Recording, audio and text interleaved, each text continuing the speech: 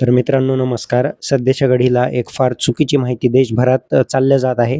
त्याच्यासाठी मला हा व्हिडिओ करणं महत्त्वाचं वाटत आहे.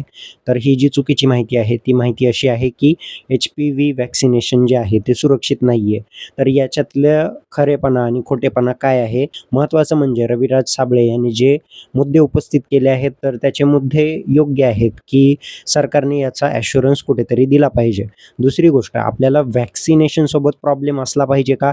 तर व्हॅक्सिनेशनसोबत प्रॉब्लेम आपल्याला नसला पाहिजे. परंतु ही एच-पी-व्ही व्हॅक्सिनेशन ज्यांच्यामार्फत मॅन्युफॅक्चर होते, ते बिल गेट्स यांची कंपनी आहे. तर आपल्याला त्यांच्या जे काही एप्स्टीन फाइल्समध्ये नाव जोडलं गेलेलं आहे आणि त्यांचे जे काही इरादे आहेत किंवा त्यांचे जे काही याच्या पाठीमागचे ठोस उद्देश आहेत, तर याच्यावर आपल्याला संशय हा निश्चित रूपात असलेला पाहिजे. परंतु एच-पी-व्ही व्हॅक्सिनेशन हे महिलांसाठी हानिकारक आहे का? तर अजिबात नाही. या व्हॅक्सिनेशनबाबत चुकीची माहिती चालल्या जात आहे.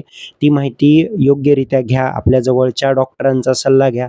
डॉक्टरांच्या माहितीनुसारच याची जी काही योग्य गोष्ट आहे ती करा. कुठल्याही सल्ल्याशिवाय किंवा कुठलाही क्रिएटर किंवा मी देखील म्हणतोय म्हणून माझ्यावर विश्वास ठेवून या गोष्टी करू नका.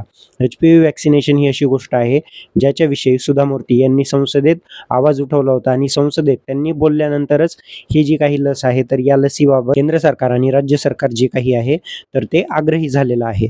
त्यामुळे या लसीकरणांविषयी योग्य माहिती मिळवा. शेवटी कसं असतं क्रिएटर जो आहे तो एखादी माहिती, एखादा अधिकृत स्रोत जो काही समोर येतोय त्याच्यावरूनच तो पाठपुरावा करतो आणि समोरच्या व्यक्तीला माहिती देतो. त्यामुळं कुठल्याही माहितीमध्ये फेरफार होता कामा नये किंवा कोणाचंही आयुष्य जे आहे ते चुकीच्या मार्गाला जाता कामा नये. त्यामुळे योग्य ती गोष्ट करा. धन्यवाद.